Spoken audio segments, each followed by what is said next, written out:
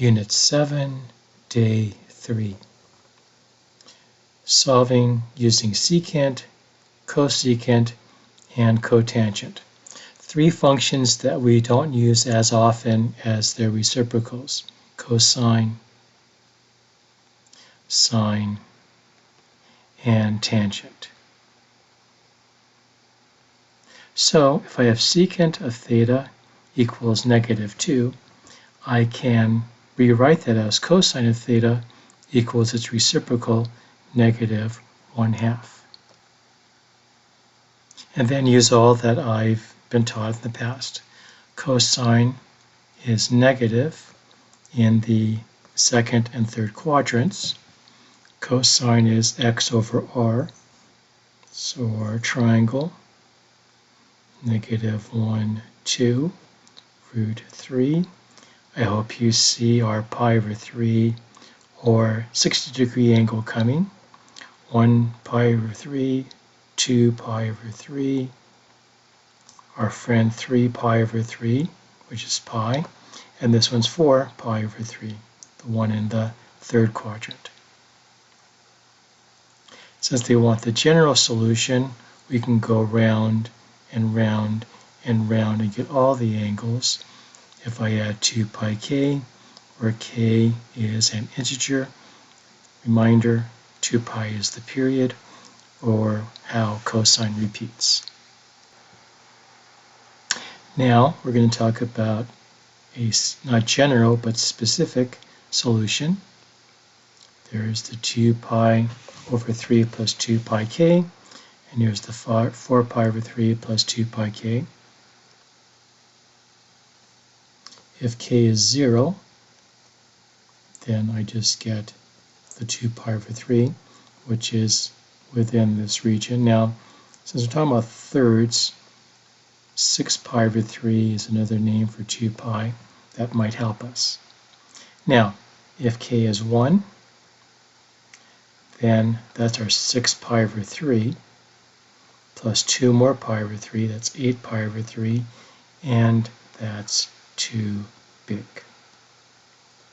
Same thing over here. When k is 0, I get 4 pi over 3. When k is 1, this is 2 pi plus something. Obviously, it's going to be bigger than 2 pi. It's 6 pi over 3 plus 4 pi over 3. That's 10 pi over 3, and that's too big. So the two answers they want for this interval is 2 pi over 3 and 4 pi over 3. So if they want it between 2 pi and 4 pi, well, this is 6 pi over 3. This is 12 pi over 3.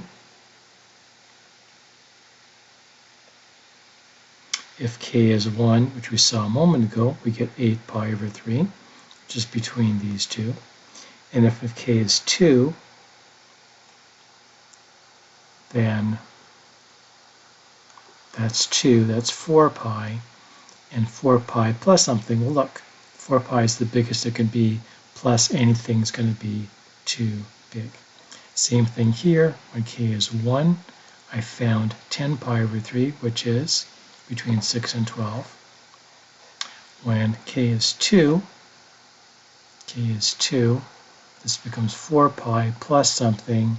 The biggest it can be is 4 pi, so that's going to be too big as well. And so for this interval, I want this answer and this answer. So using the general form and plugging in k equals 0, 1, and 2 helps us to get the specific answers that they want. In example 2, we have cosecant. Let's first of all isolate, add 6 and divide by 3, we get our 2. And cosecant and sine are reciprocals, so if we change cosecant to sine, I have to change 2 to 1/2. To get sine by itself, I have to root both sides. Students, don't forget the plus or minus. Root 1 is 1, root 2 is root 2. And if it's plus or minus, It's in all four quadrants, and the root 2 is our pi over 4 angle, 1 pi over 4, 2 pi over 4, 3 pi over 4. Yep, 4 pi over 4, that's where that is. 5 pi over 4, 6 pi over 4, 7 pi over 4. Now to get the general solution, you're right, I can add the 2 pi k, but there's a couple of things I can do different here. Since this angle to this angle is 90 degrees, or pi over 2, and this angle to this angle is another pi over 2, this angle to this angle is another pi over 2, what I can do is say it's the first angle, pi over 4, and then add a bunch of pi over 2's to get all the angles in all four quadrants, and it only works for this 45-degree angle or pi over 4 angle. If you'd rather do each angle and 2 pi k, you can do that, or you can take this angle, add pi k and get this angle, take this angle and add pi k, you can get this angle. Lots of ways to go. I'm going to use this one. If you want the answer between 0 and 2 pi, notice they were going to include 0 but not include the 2 pi. When k is 0, I get pi over 4. When k is 1, I have pi over 2 or 2 pi over 4 plus 1 pi over 4, that's 3 pi over 4. And so I can call this 2 pi over 4. If k is 2, this becomes 4 pi over 4 plus 1 pi over 4 is 5 pi over 4. And when k is 3, this becomes 6 pi over 4 plus 1 pi over 4, that's 7 pi over 4. And 2 pi is 8 pi over 4, isn't it? There's your 2. And all these answers are lower than 8 pi over 4, but if I plug in k is 4, then I get 2 pi plus, and obviously that's going to be too big. But 9 pi over 4 is bigger than 8 pi over 4, too big. Now they're going to change it in between negative pi over 2 and positive pi over 2. If I plug in 0, I get pi over 4, which is smaller than this one. If I plug in 1, which I did up here, it's going to be bigger than this one. What happens if I plug in negative 1? Well, negative 1 makes this negative 2 pi over 4 plus pi over 4 is negative pi over 4, and that's between these two, so that's okay. But if we look at negative 2, that's too negative or too small, that's not going to work. You go ahead and plug in the negative 2 up here and verify that for yourself. Now notice that they have an expression after sign. So I'm going to put that in a box, get the sign of this expression by itself. So I divide both sides by 2. And so then sign of this expression is root 2 over 2. Well, sign is positive in the first and second quadrants. Root 2 over 2 is that 45-degree or pi over 4 angle. Pi over 4, 2 pi over 4, 3 pi over 4. And again, plus 2 pi k. So this part doesn't change. But the portion after sign is this whole expression. So I write that whole expression here, because sign of that expression is still going to be root 2 over 2. And once I solve for that expression, let's now get x by itself. Let's add pi over 8 to both sides. Well, pi over 4 is 2 pi over 8, plus 1 pi over 8 is 3 pi over 8, and 3 pi over 4 is 6 pi over 8. Multiplying top and bottom by 2, add pi over 8 to both sides. then 6 pi over 8 becomes 7 pi over 8, and both are plus 2 pi k. Because adding pi over 8 doesn't change the 2 pi k. And there's the general solution. Don't forget, I'm going to solve for the expression first, and then I'm going to solve for x.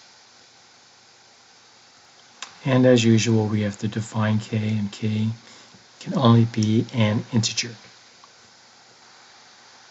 So this is tangent squared of this expression. To get rid of the squared, I root both sides. A students, don't forget the plus or minus. And tangent is 1, right? When x and y are the same. So that's again pi over 4. But since it's plus or minus, 3 pi over 4, 5 pi over 4, 7 pi over 4. And if I go to 8 pi over 4 just to double check, yep, that's 2 pi. That's where that should be. So then here's that expression. And again, because it's plus or minus, and it's this pi over 4, 45 degrees, I can take this one angle and add pi over 2, pi over 2, pi over 2, pi over 2, over and over and over again. I'm going to distribute the pi over 12, and I get to here.